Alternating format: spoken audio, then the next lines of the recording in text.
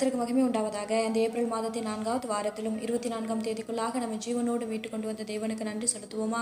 பரிசுத்தமுள்ள எங்கள் நல்ல தகப்பனே, ஸ்தோத்தரிக்கிறோம் துதிக்கிறோம் ராஜா. இந்த காலை நேரத்திலும் உம்மை நோக்கி பார்க்கக்கூடிய கிருபை கொடுத்ததற்காக நன்றி தகப்பனே. காலைதோறும் என் கிருபை புதிதாக இருக்கும் என்ற வார்த்தையின்படி இந்த நாள் முழுவதும் உங்களுடைய புது கிருபையினால் எங்களை வழி நடத்துங்க இசப்பா. இந்த நாளிலும் உமக்கு பிரியமில்லாத எந்த காரியத்தையும் செய்யாதபடி உமக்கு பிரியமான பிள்ளையை வாழ உதவி செய்யுங்க ராஜா.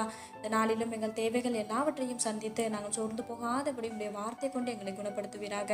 ஆண்டவரே, இந்த நாளிலும் யாருடைய வாழ்க்கையை பார்த்து நாங்கள் பொறாமப்படாதபடி, ஆண்டவரே, பொறாமை அப்படின்ற ஒரு எலும்புரிக்கு எங்களுக்குள்ள இல்லாதபடி எங்கள் இருதயங்களை நீர் காத்துக்கொள்ளும். ஆண்டவரே, நீர் எங்களுக்கு கொடுத்த வாழ்க்கையில சந்தோஷமாகவும் சமாதானமாகவும் வாழ நீர் எங்களுக்கு கற்றுத் தருவீராக ராஜா.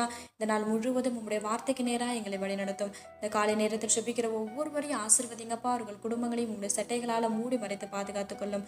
துதிகன மகிமையெல்லாம் ஒருவருக்கே செலுத்துகிறோம். இயேசு கிறிஸ்துவின் நாமத்தில் செபிக்கிறோம் எங்கள் ஜீவனுள்ள நல்ல பிதாவே, ஆமேன்.